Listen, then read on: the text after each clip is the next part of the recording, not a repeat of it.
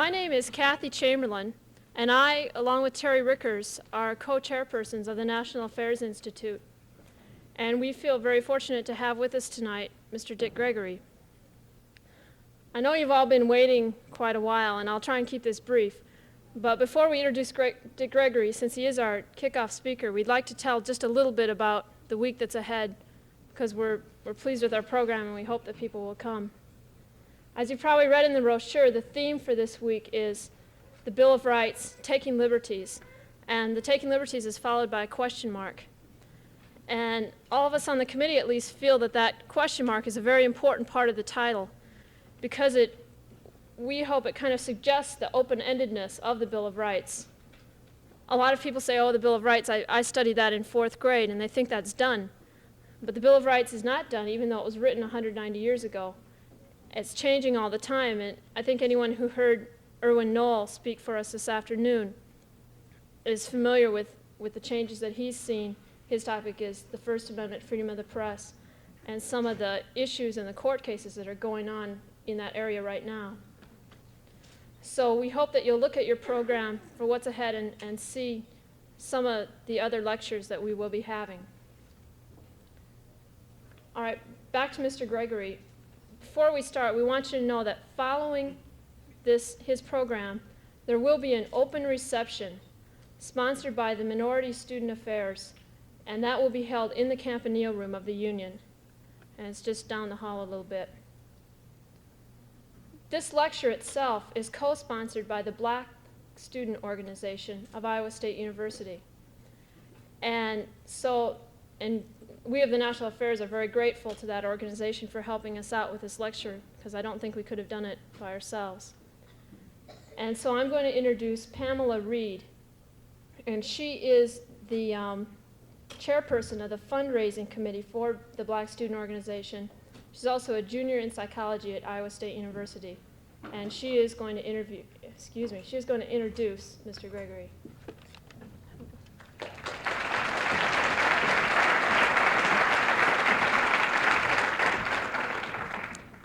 Good evening. Dick Gregory is known today as a recording artist, author, lecturer, critic, human rights activist, philosopher, and political analyst. Through the combining of these multifarious roles, Dick Gregory has sought diligently to devote his life to serve his fellow man. Having become famous as a professional comedian at a time when the doors of the entertainment industry were rigidly closed to black comedians, Dick Gregory soon realized that these doors were not the only ones that required more than a walkthrough to get in, and nor were blacks the only ones being barred. Dick Gregory proceeded to fight for human liberation through his involvement with the civil rights movement during the 1960s, his daily demonstrations protesting de facto segregation in the Chicago public school system in the summer of 1965, and his 800-mile run from Chicago to Washington, D.C., in 1974 to alert the world of the present hunger problem. For these things to have been accomplished, it takes a man with a tough mind and a tender heart, a man who will fight persistently yet peacefully, a man who has the strength to love.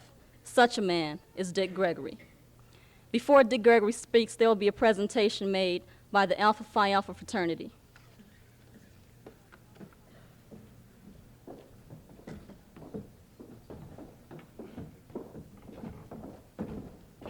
Let me say again, can we get these lights out and those cameras? As long as you don't have them aimed at me, you can keep them on, but please don't aim them here, and please turn those lights out for me, please.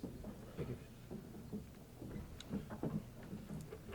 Recognizing that Dick Gregory has been working hard in the cause for human rights, my first time hearing Dick Gregory speak was at Rollins College in Orlando, Florida, in Winter Park. It's right in the outskirts. And at that time, I was very impressed by Dick Gregory. And so Alpha Phi Alpha being an organization that is supposedly for service, which are supposedly the main cause of all fraternities, we would like at this time to present this award to Brother Dick Gregory, who we feel is very good in what he has been doing and to continue the struggle for human rights. Brother Gregory.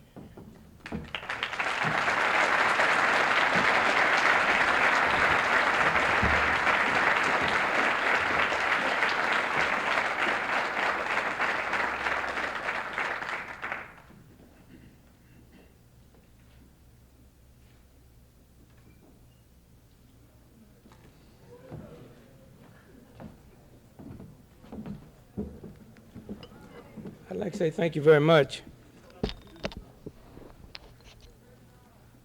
Can you people way back in the cheap seats here, okay?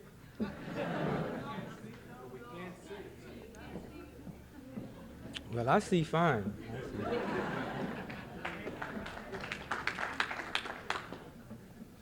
I'm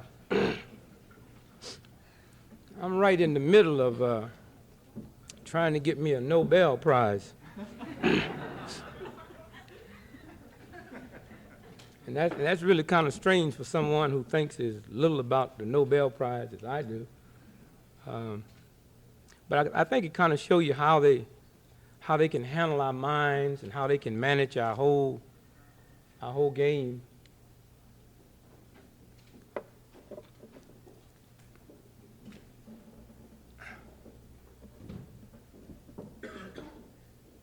Imagine the most prestigious peace prize on this planet is named after William Nobel, who gave us dynamite.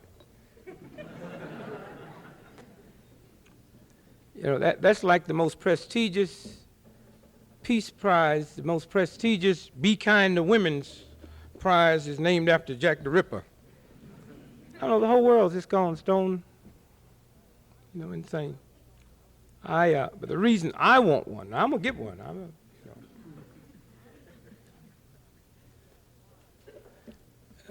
Now, I don't know why I have to say over and over and over, I don't want these cameras aimed at me. Now, that should not, create no problem. I'll give you anything you want. If y'all want to hang around here when I get through, if you want to interview till 4 o'clock in the morning, I'll deal with that for you. I'm not worried about it being off. I just want them aimed at me. I don't mind. You can have all the audio you want. I ain't got no problem with that.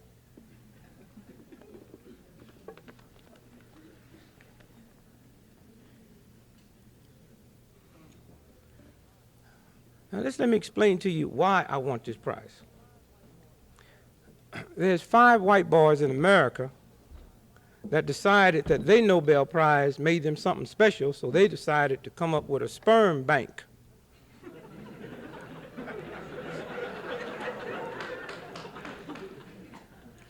So I decided that I would like to get me a Nobel Prize so I can integrate the sperm bank.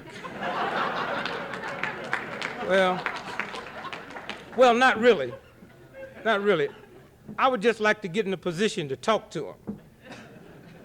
I would like to ask them, what did they do to themselves to get them sperms out of themselves? Now, I think I know. I mean, I wouldn't shake hands with none of them myself.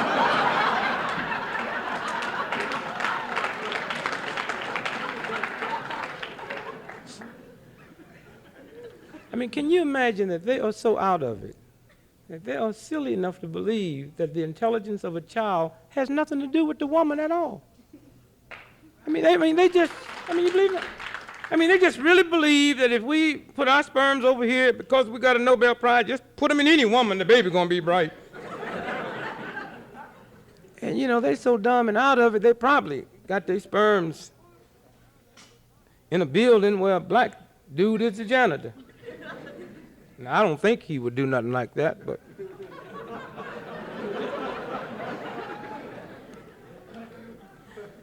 I don't know.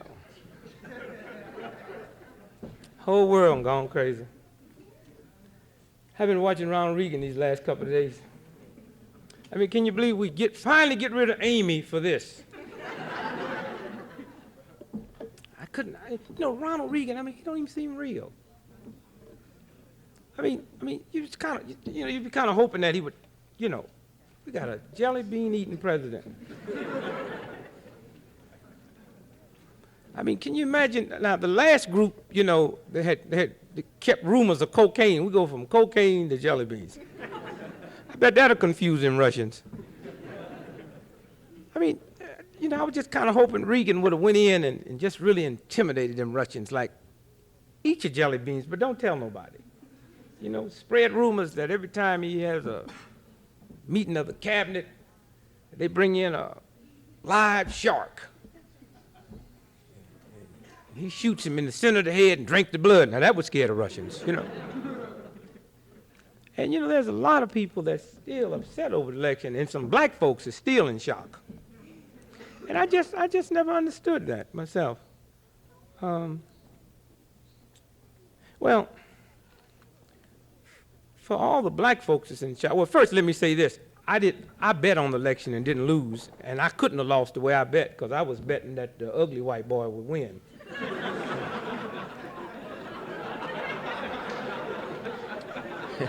And them is two ugly white boys. And Reagan, you notice that little skin on his neck? Yeah. Now, let me qualify this by saying, you know, I'm not a sore loser because I wouldn't have bet for neither. I wouldn't have voted on neither one of them myself.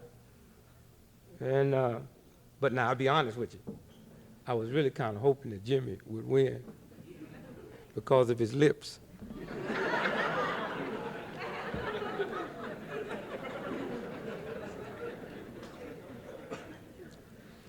But I don't know, all I can say to you black folks, if you know any black folks is upset, just tell them that I said, just don't even worry about it. When you think about, I mean, I'm just trying to tell black folks to relax, because I mean, I know some black folks are just utterly shocked.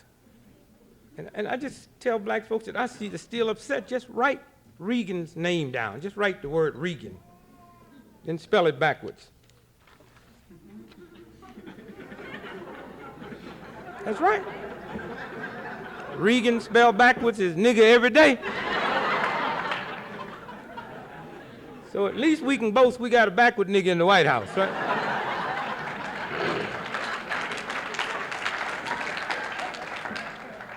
And as far as Jimmy Carter is concerned, anything that would get Amy off TV for the next 4 years can't be all bad. I got so tired of looking at, I mean, you look at the girl, you tell she ain't normal. I mean, you can take one look at it and know something wrong with the girl, you know what I mean? And I mean, I know because I'm a father with 10 children, all my children aren't normal. So I can quickly recognize an unnormal child. And something wrong with Amy. Like my oldest son, Gregory, he's 12 years old. When Lil first brought him in the house, I knew something was wrong with the boy. I mean, just outright, the nigga's crazy, you know what I mean? But naturally, I didn't say nothing to my wife about it. I was kind of waiting on her to mention it since it was hers. You know, 12 years have passed, and to this day, my wife have not uttered one word that something might be wrong with the boy. I mean, think about it, boy, 12 years old and peas in the bed. Now, don't get me wrong, I didn't say steal peas in the bed. I said peas in the bed.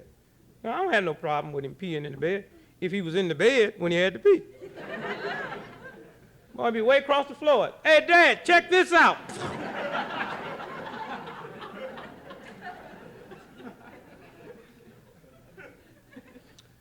But that's the beauty in you women, you mothers. You mothers are so beautiful. Baby can be born with 12 feet. Mom said, ain't that clever? And look at them pretty tracks they leave in the snow.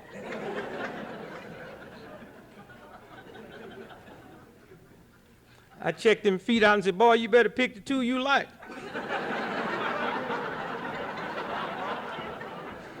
I am not buying shoes for the other 10 at all. Okay.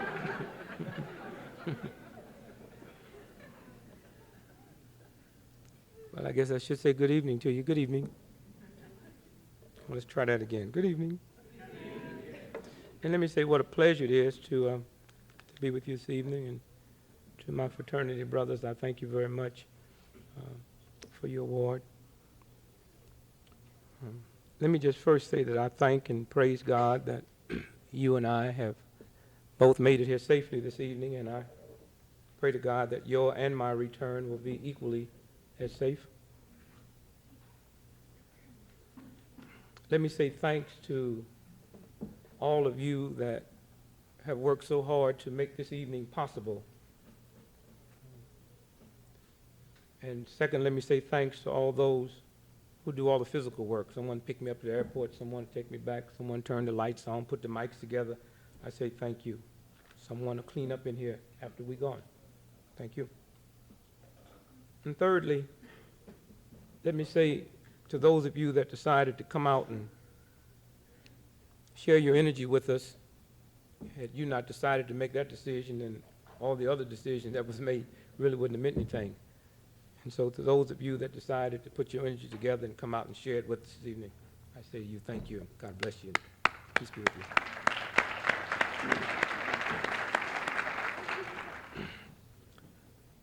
Right now, I would like to ask for a moment of silence for those of you that's in the prayers and into your God, to thank and praise God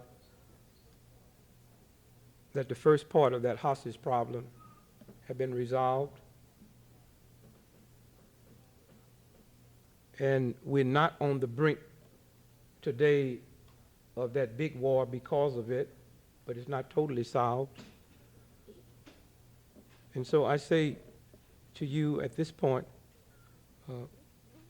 I would like to request your silence, your meditations, your prayers, or however you want to, in thanking and praising God. I spent 4.5 months in Iran praying and fasting.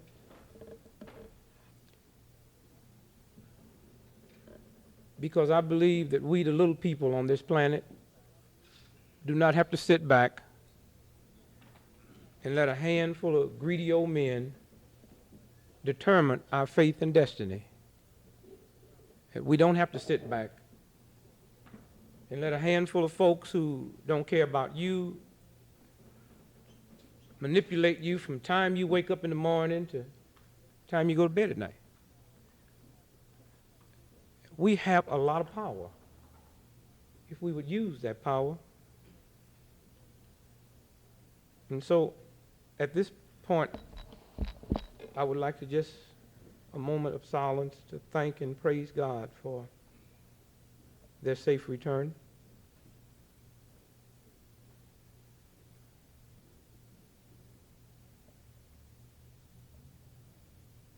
We thank you. Thank you. Thank you.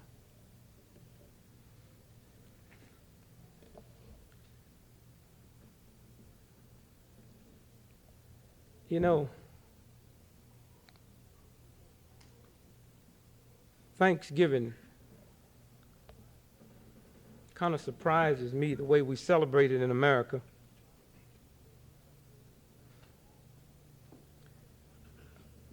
We take one day out of the year to thank God for the abundance, and most folks that I know do more cooking than praying that day.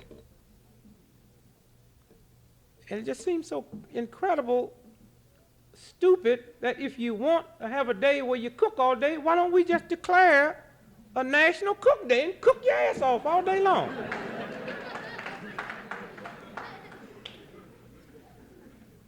And if you're going to have a day of national Thanksgiving, then we should spend that day in thanks. It's kind of silly to spend a day in thanks for the abundance that you have, and you eat more that day than you do on normal days. I'm glad that the first phase of the hostage problem is over. There's something wrong about what's going on. I don't know what it is yet, but I hope and pray to God I'll be able to put my finger on it. See, it bothers me to be born and raised in a so-called free democratic society, and the people that head the government and manipulate the government lie to you from time you wake up in the morning to time you go to bed at night. And I will really be praying especially for the ex-hostages, because they have put those folks in a trick that they will pay for many, many years after all that mess should be over. And I'm sure the people that's manipulating them know that. And I'm sure that most people is being manipulated along with them and don't really understand what they're doing. If you kidnap me and hold me for 14 months and these people over here negotiate my release, I am not a hero. And if you try to make me a hero, I will pay for it down the line, because I'm living in a lie. Now, y'all can play your games with these hostages if you want to, but you playing with them at their expense. Maybe what y'all better do is go back and look at another lie at the end of World War II, that flag being waved on Iwo Jima. That was a lie that did not happen. UPI came through and staged that, and them cats end up being alcoholics and committing suicide because you can't live in a lie that big.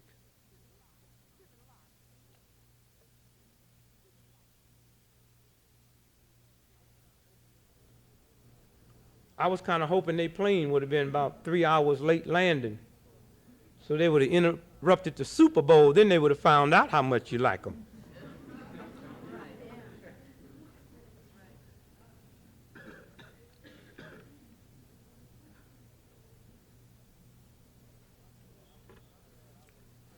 Well, I'm glad I wasn't a hostage because the president, when he came over, he'd have really had some explaining to do to me.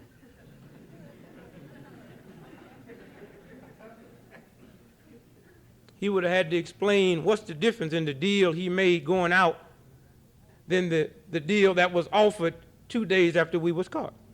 He'd have really had to explain that to me.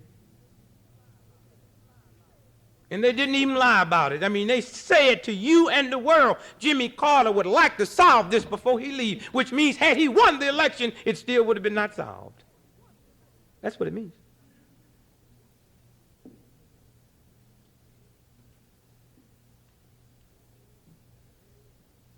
And one day, if the truth ever comes out,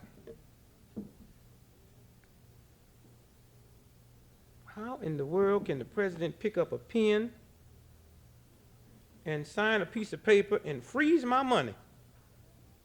I ain't got no problem with that. I ain't got no problem with that at all, as long as that same boy can pick up that pen and unfreeze it, which he couldn't do. And that should have bothered you. If the President of the United States can pick up a pen and freeze the money, then that same president ought to be able to pick up that same pen and unfreeze that money that day. But it wasn't about the White House, and it wasn't about the State Department, it was about the bankers. That's what it was about. It was about $8 billion that accumulated $600 million interest in 14 months. That's what it was about.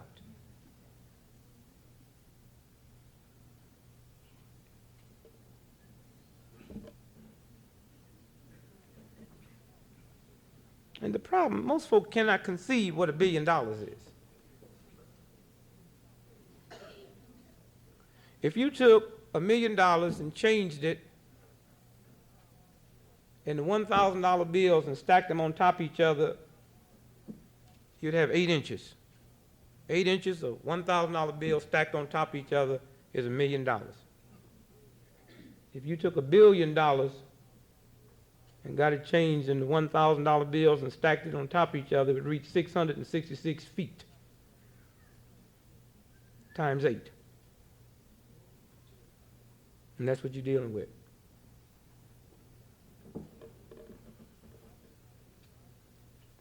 And if I was a hostage, I wouldn't be coming back today all nice and polite. I would get on television and ask y'all some questions.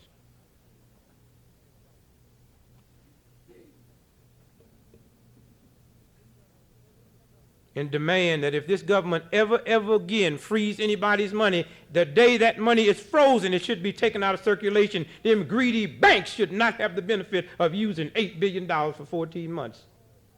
Because the longer somebody has access to that money, the longer somebody would like to see this thing drag on.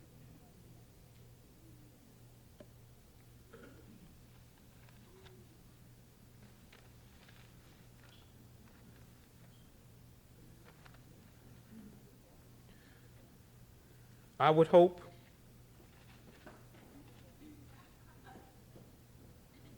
that we have learned something from this.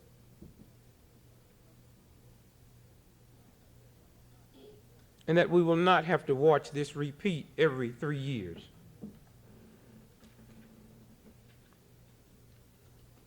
But for some reason, it seemed like we're so locked into our greed, it's hard to learn.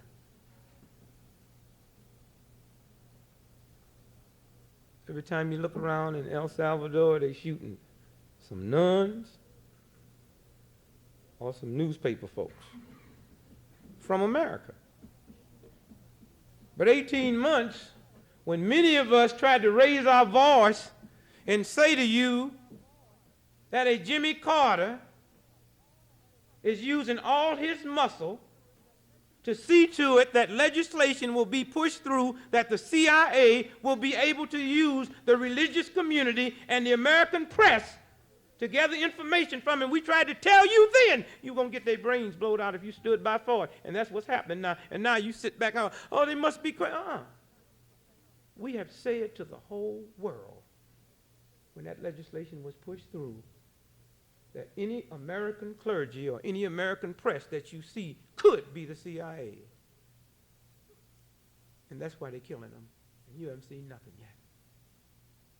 But 18 months ago, when many of us was raising our voice, we couldn't hear nothing. Somewhere. I looked at Iran, and I looked at that crisis. Or I looked how we was jumping on Iranian students in America, but you ain't going to jump on the mafia. Because you ain't really nothing but a bunch of punks. That's right. Them Russians could kidnap 5,000 Americans tonight, and you ain't about to jump on no Russian walking down no street in America, because you ain't going to jump on nobody that's going to jump on you back. That's what the whole game's talking about. This damn mafia done turned on a whole generation of children in this country with drugs.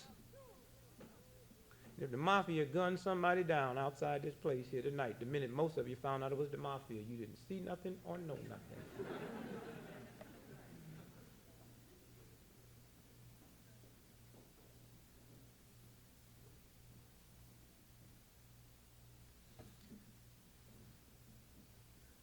We calling the Iranians animals.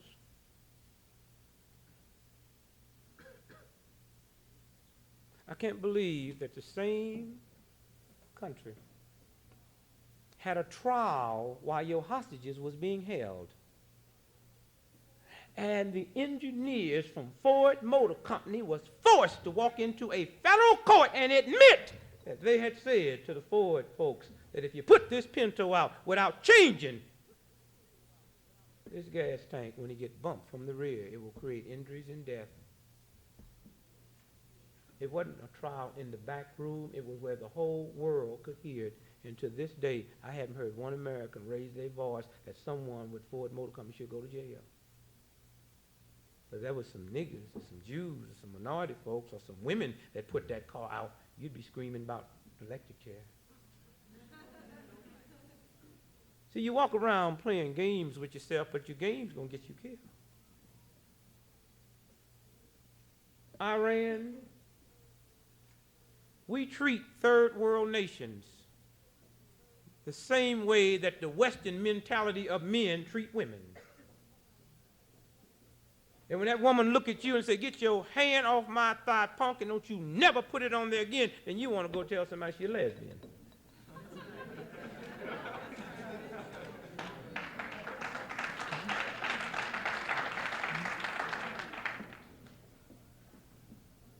Well, you're going to find out in this country what every other mad nation have found out before you. That the answer is not with the gun, the answer is not with the military. If the answer was with the gun and the military, Hitler would have won. Napoleon would still be in charge. That's not what it's about. And as long as Ronald Reagan can get in and talk about the military might, no. One day when you get hip enough to realize that anytime you got a democracy that you got to run around the world and shove it down people's throat with a gun, something wrong with it. Okay? Okay? One day when you realize and demand that for the first time we make this democracy work right, people will come and steal it. And if you don't believe it, you have something real nice in front of your house and go to sleep. See if it be there when you wake up.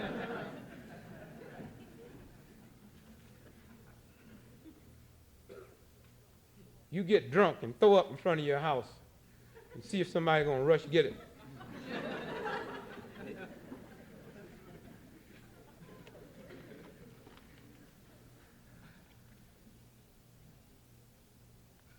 This is probably the most Christian nation on the planet. And government statistics was just released yesterday.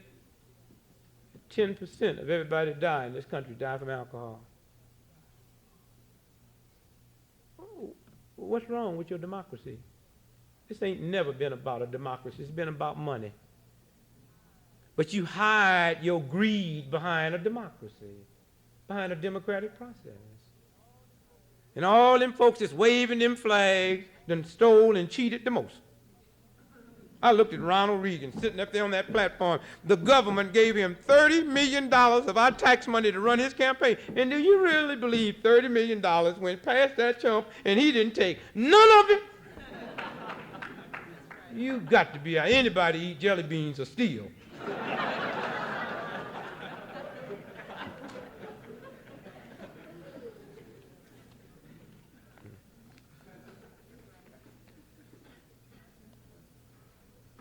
I just hope that this nation will thank God sincerely and honestly, because they really lied to you about Iran. It wasn't between America and Iran. If it was, we'd have jumped on them overnight. It was between America and Russia.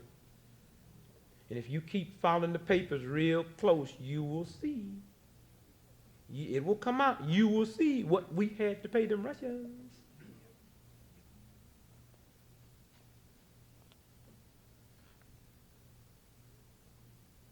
I mean, when I was there, they told me everything. They said, one, the hostage is not going to get released before the election. And that kind of caught me by surprise, because it never dawned on me that the Russians want the Republicans to win, because every major concession that the communists have got have always come under Republican administrations.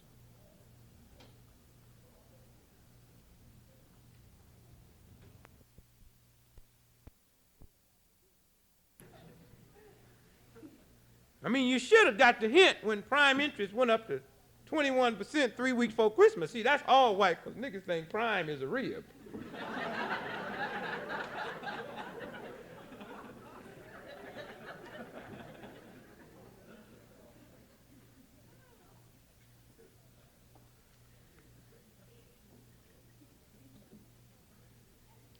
And what insults me is how vicious they are with it. Here's a man, got 6 months to go before he becomes, 6 weeks to go before he officially becomes the President of the United States, has a press conference and said, I'm seriously considered declaring an economic emergency. Well, you don't talk about it, you do it. Because the last time we had an economic emergency declared was under Roosevelt, and that's when the banks closed. And I resent a dude slipping messages to their friends to get your money out the bank, because we just might close them down. And you Americans that think your money's insured by $10,000, up to $10,000, what a rude awakening you in for, baby. All they got in federal deposit to cover that money is $4 billion. And if all the banks close, they cannot cover those trillions. Somewhere. You see, first, I'm one of those that never believed that Ronald Reagan won the election myself. And I don't say that as no joke. I say that there's a God force inside of me with a universal intelligence, and I know there never have and never will be a machine that can tabulate an election as fast as they had that thing tabulated the other day. Okay? Now, y'all go on, play your little funny games if you want, but you better play them quick and you better play them fast, because recess just about over for you. All the polls is showing it too close to call. Too close to call. But Jimmy Carter is told, the President of the United States is told on Monday night that you can't win, and he cries. Who in the hell can make a president cry when the polls are showing too close to call but them gangster CIA? That's what happened. They told him it's over, boy, so just be cool. And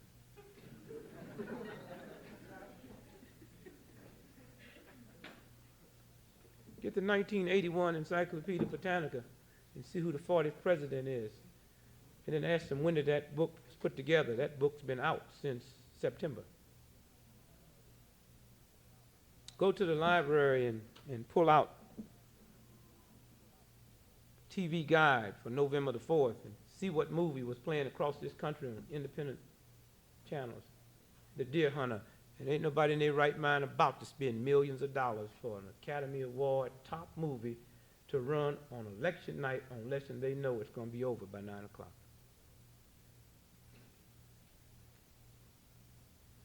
It never was about Ronald Reagan. It was about George Bush. He was CIA then, he's CIA now. And I just hope and pray that Ronald Reagan will be able to live his 4 years out. I just hope and pray that he'll do every day of it, that they won't come up with some trick scandal like they did with Dick Nixon. And one day when the truth come out with Watergate, out of all the things they should have busted Nixon for, Watergate wasn't one of them. But every time they play their little game, it just lets me know where your head is. Here, Watergate gonna break into Democratic headquarters to steal something when the Democrats is in Miami having their convention. And anything you would want would be in Miami, not Washington, D.C. They put some tape on the door.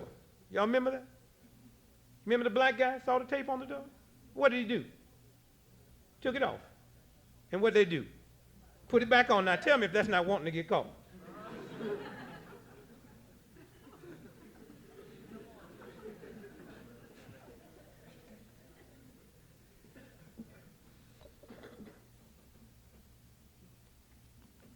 Y'all got a big job. I do not believe we've gone beyond the point of no return. But I believe we're fastly getting there, and the only thing that's going to turn it around is you. And you can walk around in this so-called free democratic society if you want, scared of everybody that got some power, and the only folks you jump on is weak folks, poor folks. Or you yell and scream about welfare mothers. But you're not about to deal with them super corporations that don't pay no kind of income tax. Or you yell and holler at the farm about the price of food, but you're not going to mess with them super goons that never comes out their penthouse that manipulate every piece of grain that gets put in the ground in this state here.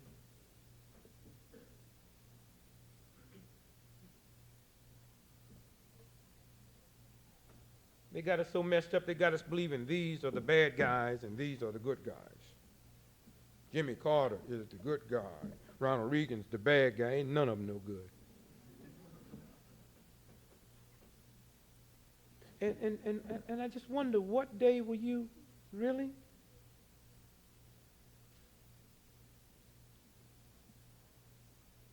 We had violence in Miami last year. Let's make like that didn't happen. Let's make like that's going to happen April of this year. Most folks I know would say Ronald Reagan created the atmosphere. But it happened last year when Jimmy Carter was president and liberals in control of the Senate and the Congress, and nobody blamed them. Because they've duped you to believe in these are the good guys and these are the bad guys. Let's make like that Ku Klux Klan shootout in North Carolina didn't take place under a Carter administration. Let's make believe it takes place this coming summer and the Klan go to trial and all of them get set free. Everybody I know would be talking about Ronald Reagan created the atmosphere, but it happened under Jimmy Carter. But I can't hear y'all blame him for it. I don't think he should be, nor do I think Ronald Reagan should be. That's all I'm saying. Let's make like one of them black children, not one of them got killed in Atlanta. Jimmy Carter's back door. Let's make like not one will be killed until this June. And then 18 others will disappear. And everybody I know will say Ronald Reagan created the atmosphere to get our black children wiped out. Y'all crazy.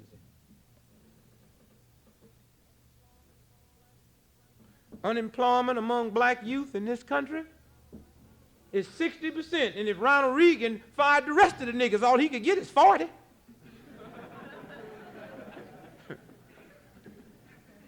Women running around, what's going to happen to the ERA? What happened to it under Carter? Not one state legislator ratified it.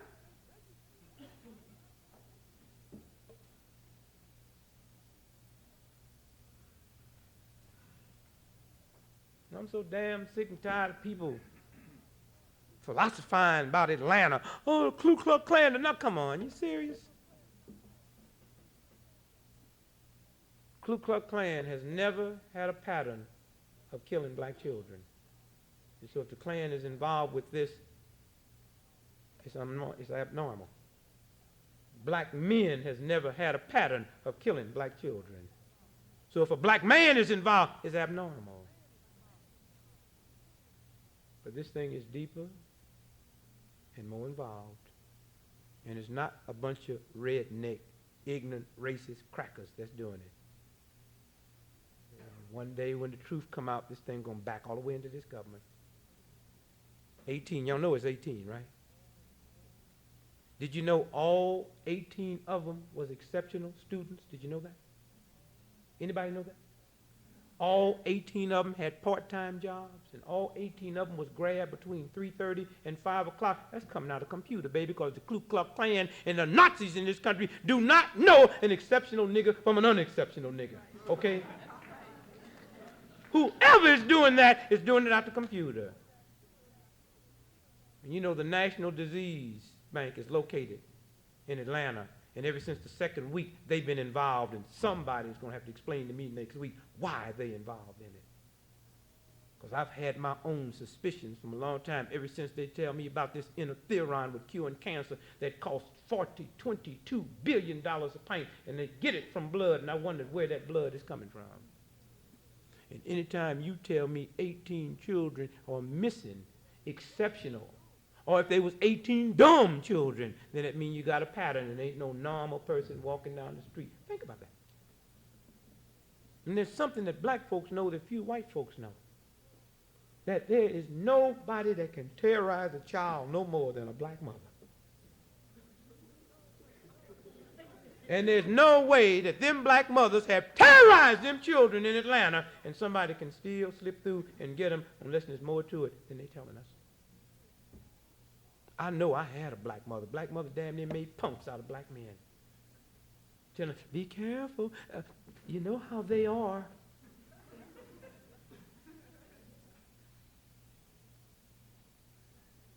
And to snatch those children at will is not the easiest thing to do unless you invented some type of machine.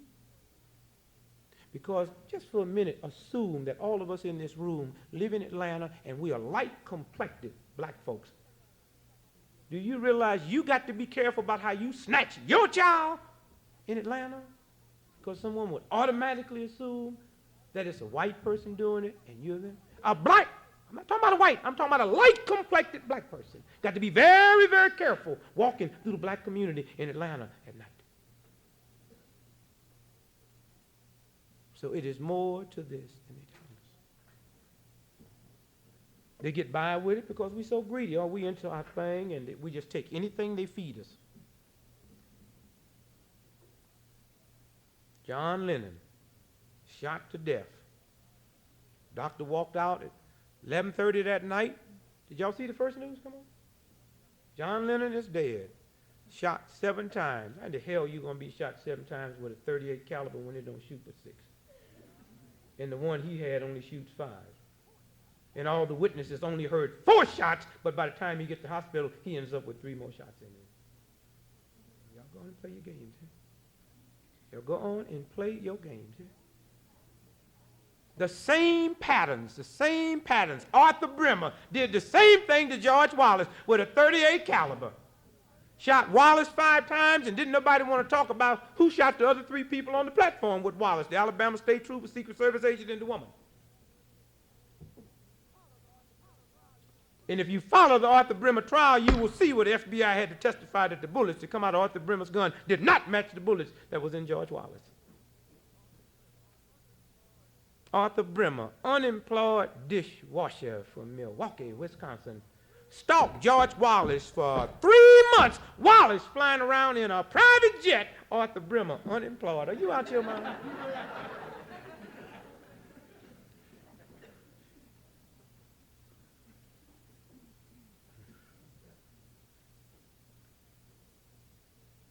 You're not going to stand in front of that building where John and Yoko lived for 3 days without somebody running you away. Understand that here.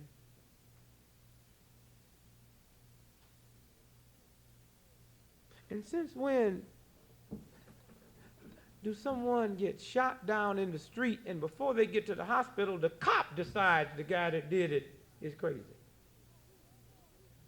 I mean, before we knew the condition